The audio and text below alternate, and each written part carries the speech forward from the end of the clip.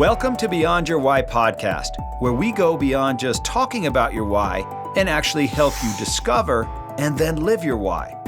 You see, we believe that knowing your why, that driving force behind every decision you make and every action you take, is the essential first step to really knowing yourself. It allows you to move forward faster and have a bigger impact. If you're already a fan of the show, then you know that every week we talk about one of the 9 whys, and then we introduce you to somebody with that why so you can see how their why is played out in their life. This show will be more powerful for you if you've already discovered your why.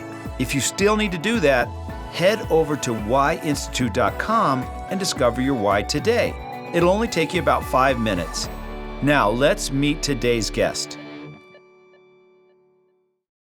This week, we're going to be talking about the why of better way, to find a better way and share it. So if this is your why, then you are the ultimate innovator.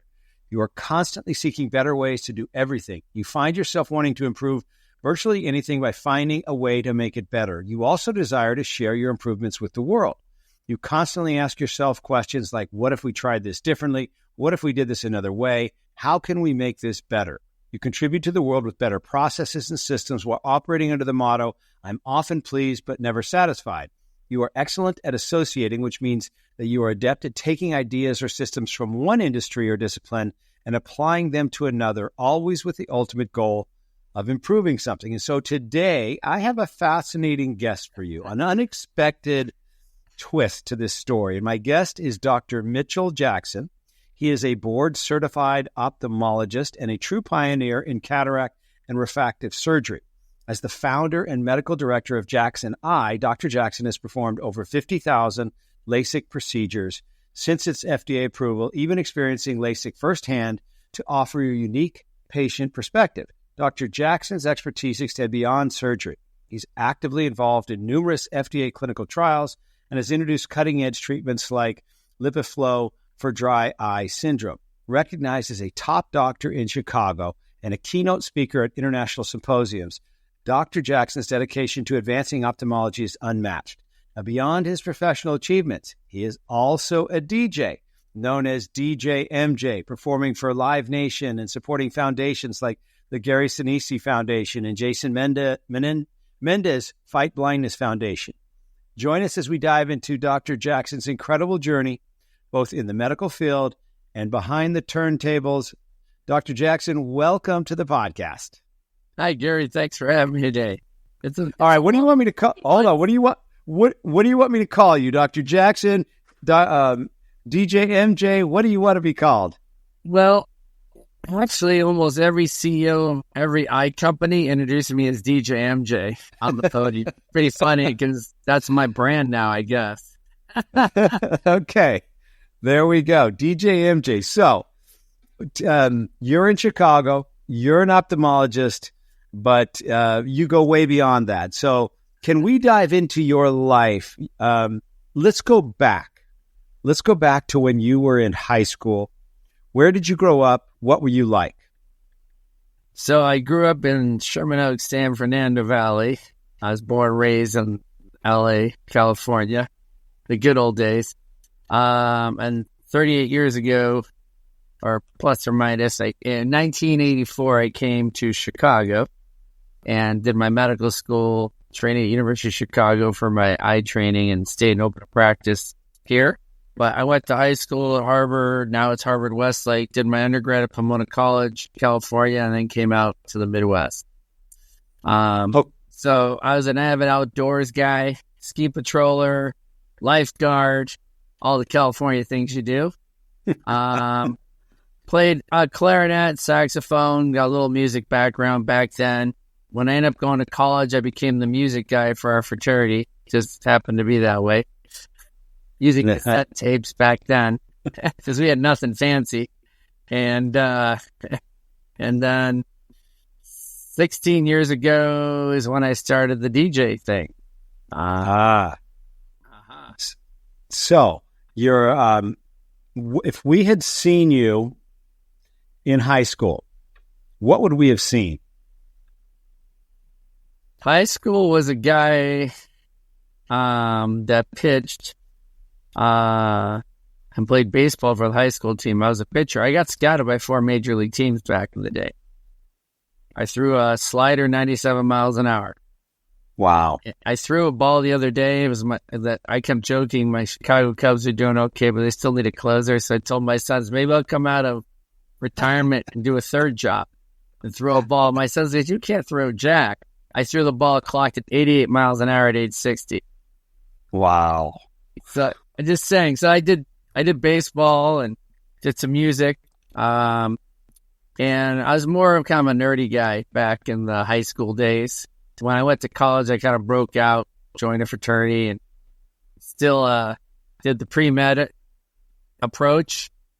Back then, I could have gone Major League Baseball, but I decided my dad was blind in one eye, partially sighted in the other eye from optic neuritis from a bacterial meningitis outbreak when he was living in Scotland. And that's what made me become an eye surgeon. I decided that route was the safer route because back when I was scouted for Major League Baseball, there were contracts then were not like they are now. You were getting no money up front unless you made it. And I probably would have thrown my arm out in the miters, and I didn't want to waste all that time. So I decided to go the eye route. And so what was it, how did you enjoy college, medical school, ophthalmology school? Was awesome. I kind of did everything in college. I'm the hashtag I did guy. So not knowing that I skied for the ski team, and I played baseball in college a little bit. I kept it minimal because I could have gone the pros. I just did it for a year, just did the studying because I had to get into med school and do all that stuff. You know, it's a whole different track. It's not an easy track. No. And then I got into, went to medical school in Chicago, at the Chicago Medical School. And my dean wrote a great letter to help me get into ophthalmology, and I matched in ophthalmology. And did my internship internship was, I graduated, I always forget all my stuff. Graduated medical school in 85. Graduated medical school in 89. Did 90 was my internship, and 90 to 93 was my University of Chicago residency. And then I went right into practice in 93, which puts me starting my 32nd or 33rd year in private practice. Wow. So did solo. Nobody thought you could make it solo back then. That's what I was just going to ask you. Did you take over a practice? Yeah, or did you start on your own? From scratch. What was that like? Scary. I offer a refractive cataract fellowship now. I've had 7 fellows. And if they only had academic programs, not private practice. If they had a private practice fellowship program back then, I definitely would have done that for years. I would have saved 10 years of learning that curve. So you just jumped right in. Jumped right in. Started from scratch. Went out to a town called Lakeville, Illinois. True Midwest, rural, suburban area, and 50,000 surgical procedures now, cataract, LASIK, everything. Wow. Okay, so you started out in the rural area, and then you worked your way back into Chicago. Your practice now is in Chicago? Well, no, I'm still in Lakeville. I opened a bunch of LASIK centers in the heyday of LASIK. I had one in Schaumburg, in Chicago. I went up to Brookfield, and I even went to Grand Rapids, Michigan. So I was all over the place in the heyday, plus my Lakeville location. Now, I'm getting a little closer to retirement, so I just got to keep it simple, and I'm staying in Lakeville. I have a surgery center I go to in Niles and in Oak Creek, Wisconsin, but my main hub is in Lakeville. Okay. Which is about an hour north of the city. Okay. So let's talk about this DJ MJ thing, because you don't typically associate a 60-year-old ophthalmologist with being a DJ. So for those people that are listening that are not familiar with what the heck is a DJ, what type of DJ are you? Because there's, I'm sure, different levels. So kind of talk a little bit about what kind of a DJ you are. I'm not a wedding DJ. Yeah, I'm not a DJ. I'm a professional DJ that plays at major clubs. So, for example, I opened for famous DJs such as Cascade and Zed in Las Vegas at the biggest club. One of them is 5,000 person club. I opened all the major clubs in Chicago. I've headlined, open, close for a lot of famous people in Chicago. Hopefully we're going to New York soon and back to Vegas this summer. The way you get famous as a DJ, produce your own songs. So I have 3 I'm working on as original productions. I launched 3 edits this last weekend as the headliner in Chicago. So it's a lot of work. You think it's a lot of work? It's a lot of work. So the story starts 16 years ago. I'm foundation room member for Live Nation, and Travis Maciel was the manager then. And I said, I want to DJ. And then right then that place was hopping all the time. I said, I want to DJ here one night. So he goes, come for an interview. So I came for an interview, and I told him I DJ 2 Sweet 16s and I'm an eye surgeon. He goes, are you out of your freaking mind? So I said, I'll make a deal with the devil. You give me a shot, I generate more money in one night this place. I want a 1-year contract. So to this date, the record still holds. Wow. 16 years later. And I had a 1-year contract and got my base of learning how to DJ in that year. And I almost DJ'd every weekend at the foundation room. And then my younger brother passed 6 years ago, and I'm getting older, and I'm done with DJing. And I don't know if I do, it was fun. I'll do major shows. Like I'll do big eye industry shows. I'll kind of do a party for everybody. And then my brother said, his last words to me, I want you to promise me you'll never say I wish. Say I did. And that's what the hashtag I did is. And then he says, make sure you get that Vegas gig one day so when you come to heaven, you can tell me all about the good stories. And I'm like, and then he passed away. And then I said, seriously? You just leave me like that? 6 years later, I put the work in due to my one colleague, Shinar Yunin, who's DJ Rev official. He took me under his wings, arms as a great friend and DJ and taught me the ropes to get to the next level. And all the Chicago DJs have supported me, luckily. They took me in and say, will you inspire us? Because you're the guy that gives a damn about everything, and you actually show and you put the work in. And you've inspired us all to get better. And so now I'm part of that crew. I love them all. They love me. And just like I love my eye industry, they all love me. And most of I'm going to do a big charity event, hopefully later this year at the American Academy of Ophthalmology. I did one in 2019 at the Warfield, San Francisco, to raise money for the Foundation for Fighting Blindness. I'll be doing another one October 19th at AO's in Chicago, in my home base. So you can imagine when I'm ringing that night. And that's going to be try to raise another $500,000 for a big eye charity foundation is the goal. Wow. So, and then I do, I just do my thing. Have fun, enjoy life, and say hashtag I did. Okay, those of you that couldn't see it, DJ MJ has a wristband on that says hashtag I did.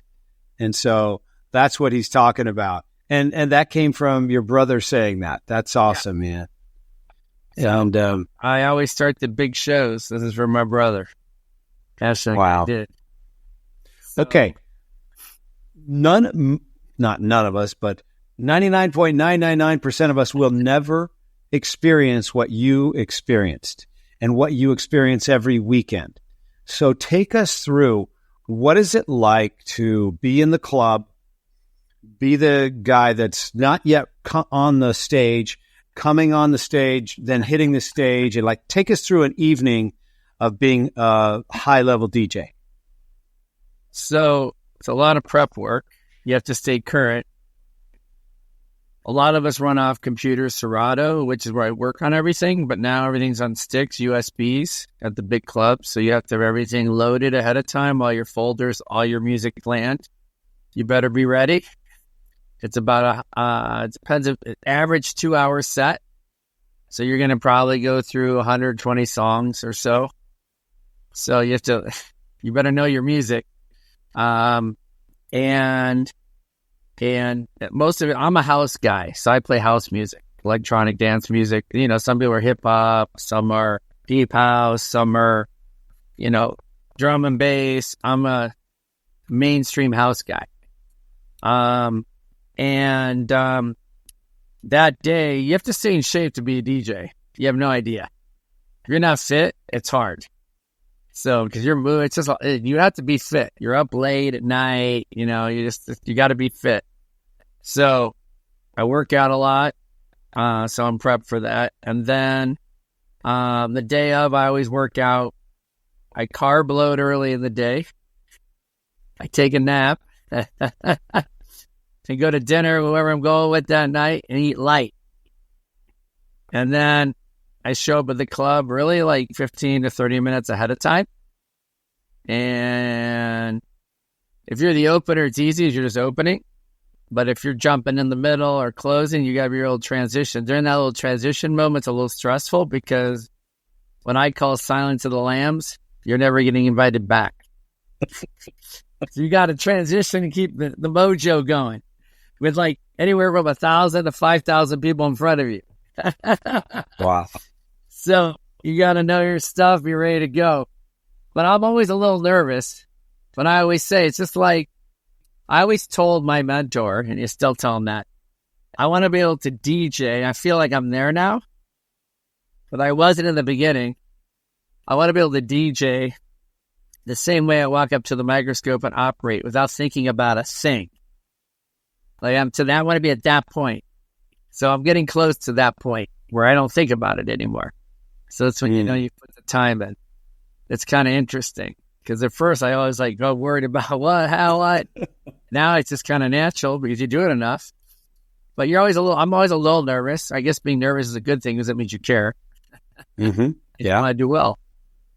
And it's just, what's it like to, the energy? What kind of energy do you get from the audience and the music? Is it more the music? Is it more the audience? Is it the lights? Is it the sound? Is it what? Is it all of it? What what gives you? Depends who you're opening for. If you're the headliner, if you're the closer, you got to feel the crowd. But if it's going, you'll know if it's going. You can change it up if you have to. It's the best natural high you'll ever have. You can't be on drugs or drunk or any of that when you DJ. I remember one of my first gigs I did in Boston when they owned the Ames Hotel, brand new hotel. Two things happened. I blew out their new speaker system, so it wasn't a good system. They had a rolling speakers. I'll never forget that. The second thing is, I thought, it'll be fine, right? Do a shot, MJ. Do a shot. Yeah, it's party, whatever. I barely got through the gig. There's so much going on. No way can you be doing that stuff. I learned my lesson. Dinner time, one cocktail. And, wow. And then I just kind of sip on a little something through the whole set. Little Red Bull vodka, just a little chewing tobacco type thing. And then afterwards, when I'm done with my set, I can do what I want. But you got to be on it. Yeah. So when you say it's going, describe to us what it's going means to you versus not going. Well, the vibe of the crowd, if you're holding the crowd. So I remember when I closed for Tao, the biggest nightclub in Chicago. I got invited to close for a great DJ Metro, who's a friend of mine. I remember him telling me, you're the best energy person I've ever met in my entire life. And you changed the dynamic that night. I changed it that night. He says, what you did was different. And you started at 3 a.m. And the same number of people were there at 5:30 in the morning. You held the crowd from 3 to 5:30. Nobody left. We've never seen that. So that's when you know it's going. Mm-hmm. And that was one of my early ones. So I learned a lot that night. My thing is, sometimes you feel it's going like I'm in the zone, like on eye surgery day, not just days where everything is perfect, where you don't think about a thing. And there's a lot of days where I got to deal with this or that. Cases are harder. It's like, all right, it was a rough day, but we got through everything. It's the same with DJ.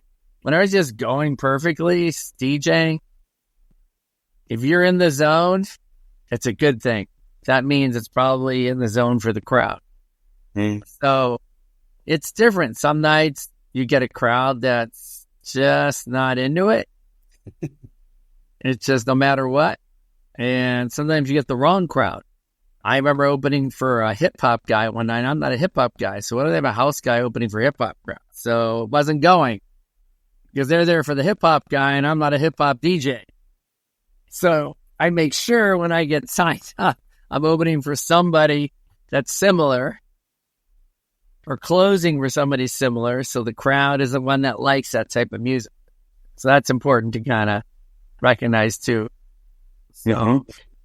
So what's the difference between, I've been to plenty of clubs and I've seen plenty of DJs. What's the difference between a good DJ and a great DJ? Well, the most famous DJs who make all the big money, they've already produced their own music and successful. That's why I'm going to that next level. But on the ones who haven't, there are a lot of great DJs in Chicago that I look up to. They spend a lot of time editing and mixing. I don't have as much time as them. I do eye surgery by day, but they're very impressed for what I'm able to do, considering I'm a 60-year-old eye surgeon. They're all 25 years old. I'm double their age and I do eye surgery. And they go, you do just as high level as we do. It's insanity. So that's why they appreciate me. I don't waste a minute in a day. I mean, yeah. I speak, I write columns and papers, and clinical studies. So then I got to last week I was up till 3 a.m. I felt like three nights falling asleep in my chair with my computer on working on music. I don't waste a minute in the day. Wow. Each job is a full-time job. I don't DJ every week, and I DJ probably twice a month because it's just a lot of these guys, that's their full-time job. And they have to do 6 to 8 shows a weekend. They'll jump from 2 hours and they go to the next club because that's how they make their money. Me, I just can pick one night at one club and I'm done. I don't have to do, I've done a couple. When the Academy was in Chicago a couple of years ago, I did 2 sets, 2 hours each, 2 different clubs so people could see me more. So I'll probably do that again this year. What's the difference? Take us through what you mean they spend the time editing their music. Because from the outside, we don't know what the heck you're doing. We don't know what the songs are. We don't know. Yeah. Let's take your favorite song. So whatever it is, we don't use radio edit songs like you hear on the radio. We take it. And people have already done it. You can go to certain DJ sites. There's 5 or 6 you can subscribe to, but you have to be a professional DJ. They won't let you in.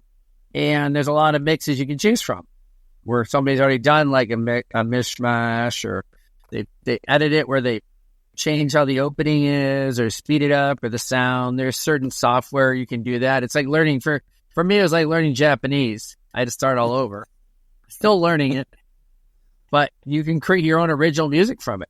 And then you can get a vocalist. One of my songs I'm working on, I already have the lyrics. I already have the title, and I have a vocalist. Now I have to create the sound and the beat. That's going to make me known. And, David Guetta is one of the most famous DJs. He probably has 100 tracks that are famous. But when they're at that level, it's like me doing eye surgery every day. They're at a whole level where they can just produce music. Some famous songs took 3 years to produce. Wow. Chainsmokers have a couple big songs. They did one recently, so it took us 3 years. So, it takes time sometimes. John Summit's a Chicago guy, and he has 3 or 4 good songs. He was just working in a CPA firm, and now he's made it huge. His life changed, but he put the time in, a handful of big songs, and I'm happy for him. That's all it takes. But you gotta. There's software. You go in and you can use vocalists and overlays, and you just go in and you can create anything from any beat. Every DJ. It's so funny, is any famous DJ, when I hear it, I already know that's MK or that's Skrillex or that's Guetta.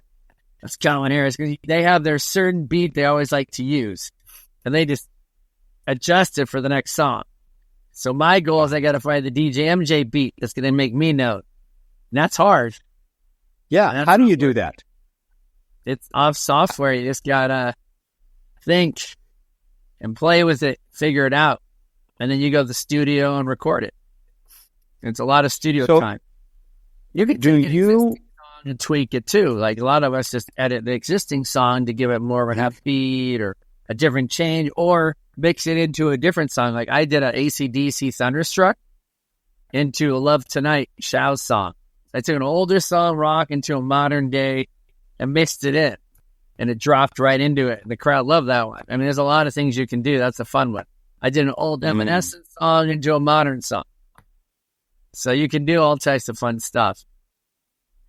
So is the goal to create the DJ MJ beat, the DJ MJ sound? Is it the like, what is it that is that thing that people are going to connect with? Yeah, well, I mean, they know me, but what's going to make me really known? Yes. I might have my own original sound and song. Okay. And I'd love to launch my first song by the October 19th date. If I can, 6 months to do it, it's going to be a miracle.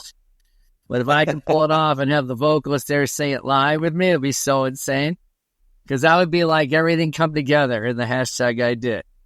In this event, DJ MJ with his own song, raising money for charity.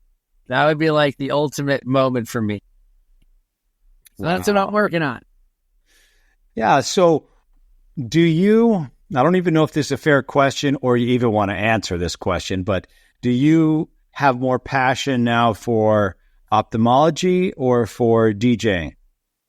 Well, the challenge is, it's more challenging. The DJ is more challenging, obviously, because I got to get to that next level. I've already done a lot. In 3 years, I've really come a long way DJing. But I feel like when I produce my own song, that's going to be my ultimate.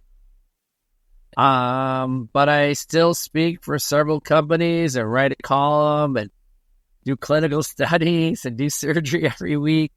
So my passion, I mean, I prefer the surgery part of eye surgery versus the clinic part. Gotcha. I'm an eye surgeon. The clinic part is like, dreadful. I don't like clinic. I just think after 38 years, it's like, all right, the person sees 20/20 and they might still be complaining. I'm like, please, you were blind before surgery. You know, it's not. I get to be a psychologist every day in the clinic. But I'm an eye surgeon, not a psychologist. Just become good as a psychologist. But, you know, it's when you work with the public. Yeah. In the DJ booth, I guess it's just me, but you're still working with the public, so you better make it good or they're all walking out. So, yeah. You know. Well, I felt the same way as a dentist, you know, towards the latter part of that. Yeah. Yeah, it was the actual work was great. The dealing with all the other stuff was the not so much fun. Right. To get to the stuff you really enjoy doing, but then after a while, you've done it so many thousands of times that it's not as challenging as your new challenge. Right. Right. Which is, hey, I'm not at the top as a DJ. I want to get to the top. Yeah. And it's interesting you're doing it, though, at age 60, right? Is there anybody else even within 10 years of you? Benny Benassi and Cascade, I think, are a little younger than me or right around that. And Cascade, from Vegas, he goes, holy shit, you're the eye surgeon who's older than me. What the hell, dude? Because you might be the oldest DJ. I go, but I'm not famous yet. He goes, something tells me you're going to be one of us soon because you're different. Oh. And Zed gave me a big hug when I opened for him in Vegas. He goes, you created mayhem before we came out. It was controlled mayhem. Well, you were the greatest opener this club's ever had. It was fun to follow you that night. He goes, just produce your own songs. You know, Laid Back Luke is a good guy. He actually spoke on my behalf to help me get me that opening in Zed. He vouched for me. I was DJing at Liquor Box on Halloween night, and he said he had to leave early to go fly to Brazil to do a thing. So he goes, MJ, do you mind being the headliner tonight on Halloween night? It's a big night. I got to leave early. So he opened for me. I had to follow Laid Back Luke as a famous DJ. So I opened with a Thriller remix, And he goes, yeah, you're going to be just fine. Gave me a hug and took off. And that night was awesome. So I've had some really, I've met a lot of famous DJs. It's been fun. Best part about being a DJ, worst part about being a DJ?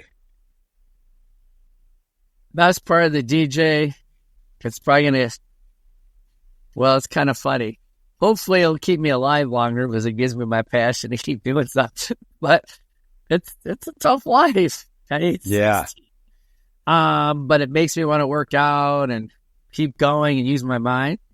The worst part of the DJ is I just don't have enough time that I'd like to have. Because I do, it's like, I wish I had all day like these guys to be in the studio. I'd make, but. At some point, will you? Hopefully, I'm hoping in the next, I figure I got about another 5 plus or minus years in the eye field. I'd love to be a director of professional relations or something like that. KOL director, key opinion leader director for an eye company. I always joke with being a KOL for a lot of companies. I'd be the perfect guy because you can't con the con man. I know all the tricks, so all the young KOLs can pull stuff on the ultimate KOL. So I'd love to do that for a company and stay in the eye field and still do the music side. Stay connected in the eye field. That would be my ultimate goal. Yeah. So if there's... Get to the end. I feel like I'm running out of time, though. Everybody hates when I say that. Yeah. Dude, you're going to live to 100. And I go, yeah, but I'm not going to be DJing at age 100. So I feel like at age 60, it's like I feel like I got to get my songs made. I'm like, how much longer can I really, really do this? I mean, most people think I'm 40s. So that's good. I probably have the energy and drive of that, but I really don't, I'm not 25. No. And I don't have as much time as these guys. So that's where I feel the downside is I feel like I'm running out of time. Yeah, I know what you mean. But when I saw you in, so for the listeners,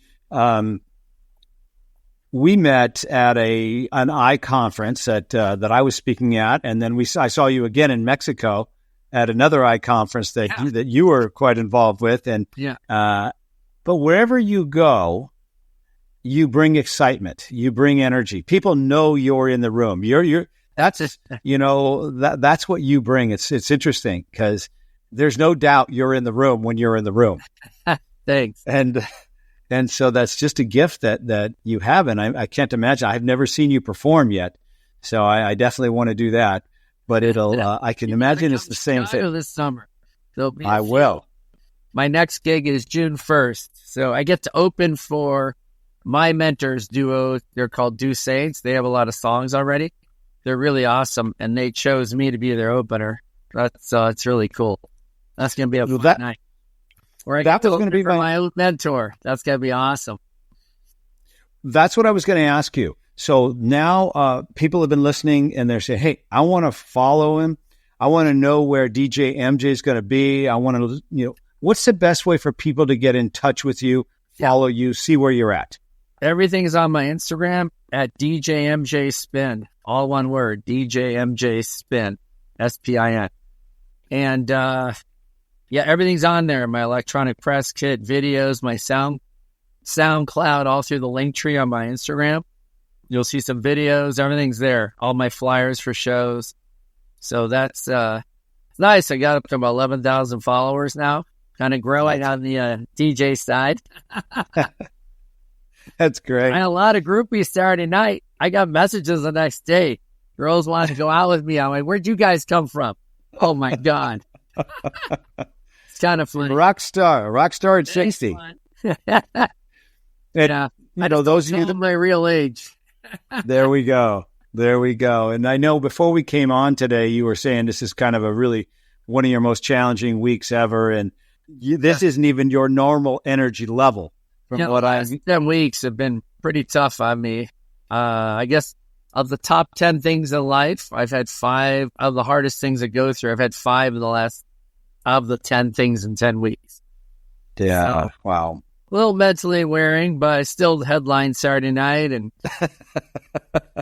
did surgery this week, and I'm off tomorrow. Oh, good. To see, and I need a day off. Oh my God. Which one? So it was DJ MJ Spin. Yeah. And so I'm so glad we finally got to talk, finally got to get you on the podcast.